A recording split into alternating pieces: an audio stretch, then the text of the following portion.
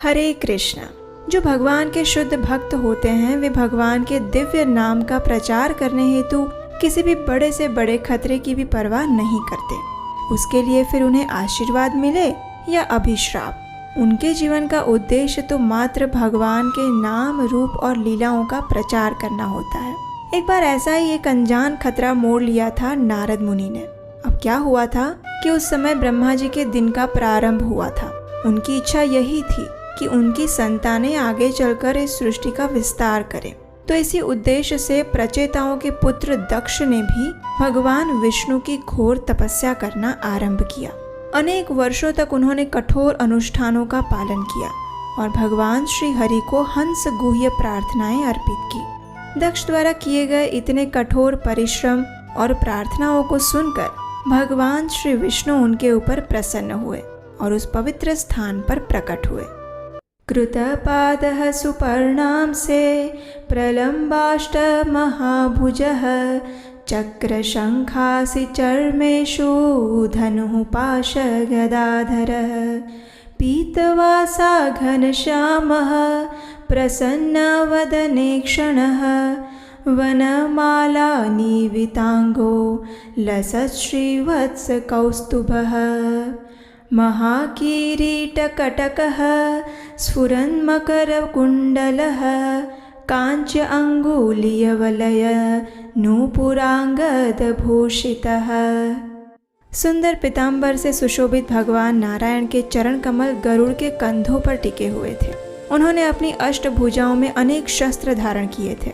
उनकी सुंदर गहरी नीली देह विलक्षण आभूषणों से सुसज्जित थी और श्री हरि के पीछे नारद मुनि तथा देवराज इंद्र सहित अनेक देवतागण उनका स्तुति गान कर रहे थे। भगवान का ऐसा दैदीप्यमान स्वरूप देखकर पहले तो दक्ष घबरा गए, फिर किसी प्रकार उन्होंने हिम्मत जुटाई और अत्यंत आनंद पूर्वक भगवान को प्रणाम अर्पित किए। इस दिव्य प्रेम आवेश में दक्ष कुछ बोल नहीं पाए, लेकिन भगवान तो उनके मन की बात जानते थे ना, इसलिए उन्होंने दक्ष से कहा, हे प्राचेतस, मुझ में तुम्हारी दृढ़ श्रद्धा होने के कारण आज तुमने दिव्य आनंद के स्तर को प्राप्त किया है। तुम्हारी भक्ति और तपस्या के सुयोग से तुम्हारा जीवन सफल हो गया है। प्रिय दक्ष, पंचजन प्रजापति की सुशील पुत्री है आसक्नी। मैं चाहता हूँ तुम उनके साथ विवाह करो और फिर धर्मयुक्त जीवन के साथ तुम दोनों सैकड़ों संतानें उत्पन्न करो। आगे चलकर तुम्हारी संतानें भी इस सृष्टि के विस्तार का कार्य करें, लेकिन मेरी कृपा से तुम और तुम्हारी संतानें भक्ति पूर्वक मेरी सेवा भी कर पाओगे।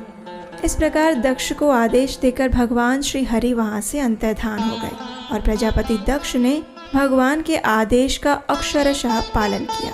भगवान की माया शक्ति के प्रभाव से दक्ष ने अपनी पत्नी आसक्नी के गर्भ से 10,000 पुत्रों को उत्पन्न किया।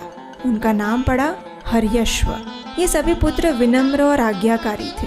अब दक्ष ने उन्हें संतान उत्पत्ति का आदेश दिया, इसलिए इस कार्य से पूर्व तपस्या करने हेतु वे सभी पुत्र पश्चिम दिशा में स्थित नारायण सर नामक पवित्र तीर्थ स्थान में चले गए। वहां जाकर दक्ष के उन 10,000 पुत्रों ने घोर तपस्या की।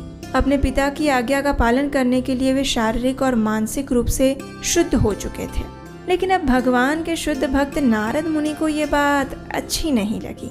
उन्होंने सोचा कि दक्ष के ये सभी पुत्र कितने तेजस्वी है, क्या ये सब व्यर्थ में पारिवारिक जीवन में फंसना चाहते हैं? क्यों ना मैं उन्हें परम आध्यात्मिक उपदेश सुनाऊं, जिससे कि उनका जीवन सफल हो जाए। बस ये सोचकर नारद मुनि पहुंच गए दक्ष के उन 10,000 पुत्रों के पास। वहां जाकर नारद मुनि ने उन्हें गुह्यतम पहेलियों के साथ एक दिव्य उपदेश दिया और इस उपदेश का सार यही था कि यह भौतिक संसार नश्वर है, इसलिए तुम्हारे जैसे मुक्ति पथ के योग्य मनुष्यों को कृष्ण भावनामृत का परमोच्च मार्ग स्वीकार करना चाहिए और सदा के लिए इस जन्म मृत्यु के चक्र से मुक्त होना चाहिए। नारद मुनि के उपदेश को सुनकर हर्यश्व आध्यात्मिक जीवन के तत्व को समझ गए। उनका अज्ञान रूपी अंधकार नष्ट हो गया और दिव्य चेतना प्रकाशित हो गई और फिर उन्होंने नारद मुनि को अपने गुरु के रूप में स्वीकार किया, उनकी प्रदक्षिणा की और कभी भी पारिवारिक जीवन में न बंधने का निर्णय लेकर उस दिशा में चले गए जहां से कोई वापस लौट कर नहीं आता।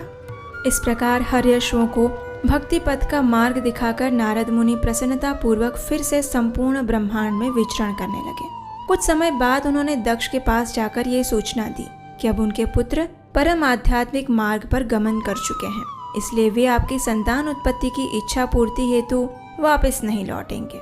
जब दक्ष ने यह सुना तो वे अत्यंत दुखी हो गए, लेकिन ब्रह्मा जी ने किसी प्रकार उन्हें आश्वस्त किया। तत्पश्चात दक्ष ने अपनी पत्नी पांचजनी के गर्भ से 1000 और पुत्रों को उत्पन्न किया।